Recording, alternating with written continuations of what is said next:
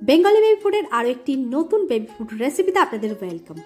শিশুর বয়স 6 মাস কমপ্লিট হয়ে যাওয়ার পর আমরা অনেক মায়েরাই শিশুদের বাড়িতে তৈরি করা চালের সুজি অথবা গমের সুজি খাইয়ে থাকি।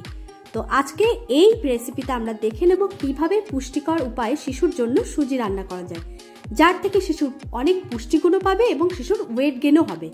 তো এই রেসিপিটি 8 মাস বয়স থেকে 2 বছরের শিশুদেরকে খাওয়ানো যাবে। এরকমই আরও নিত্য নতুন রেসিপি দেখার জন্য চ্যানেলটিকে সাবস্ক্রাইব করে নিতে পারেন। সাবস্ক্রাইব করে পাশের বেল আইকনটিকে অন করে রাখতে পারেন, তাহলে নতুন ভিডিও আপনারা দেখতে পাবেন। তো এই রেসিপিটি বানানোর জন্য প্রথমেই আমি এখানে 2 চামচ সুজি নিয়েছি। আপনার শিশুর চাহিদা অনুযায়ী সুজি নেবেন।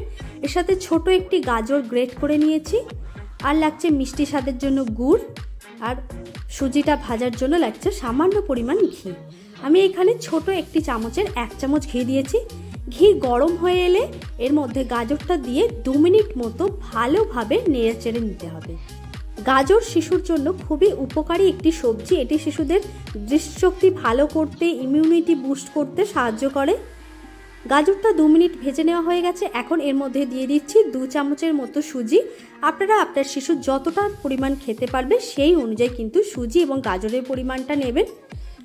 সুজিটা দেওয়ার পর ভালোভাবে 2 থেকে 3 মিনিট ভালোভাবে ভেজে নেওয়া হয়ে গেছে। এখন এর মধ্যে 1 কাপের মতো আমি জল অ্যাড করছি। আপনারা সুজি গাজরের পরিমাণ অনুযায়ী কিন্তু জলটা অ্যাড করবেন, যাতে করে সুজি এবং গাজরটা ভালো মতো সেদ্ধ হয়। সমস্ত কিছুকে ভালোভাবে জলের সাথে মিশিয়ে দিয়ে এখন ঢাকা দিয়ে সুজিটাকে ভালোভাবে রান্না হতে দেব। ফিরে এলাম 8 মিনিট পর। আমি 8 মিনিট পর দেখে নিচ্ছি সুজি এবং গাজর ভালোভাবে সেদ্ধ হয়েছে। এখন এর মধ্যে মিষ্টি স্বাদ যোগ করার জন্য আমি সামান্য পরিমাণ গুড় দিয়েছি। আপনারা এর বদলে কলার ব্যবহারও করতে পারেন। গুড়টা দিয়ে সমস্ত কিছুকে ভালোভাবে মিশিয়ে দিচ্ছি। আমি এই পর্যায়ে কিন্তু গ্যাসের ফ্লেম অফ করে দিলাম। আপনারা আপনার শিশুকে যে ঘনত্বে খাইয়ে অভ্যস্ত, পাতলা অথবা ঘন, সেই ঘনত্বে রেখে কিন্তু এটি নামিয়ে নেবেন। তৈরি হয়ে গেল শিশুদের জন্য মজাদার, হেলদি, টেস্টি সুজি এবং গাজরের এই রেসিপি। তো এরকমই আরও নিত্য নতুন রেসিপি দেখার জন্য চ্যানেলটিকে সাবস্ক্রাইব করে নিতে পারেন। আজকের ভিডিওটি দেখার জন্য অনেক অনেক ধন্যবাদ।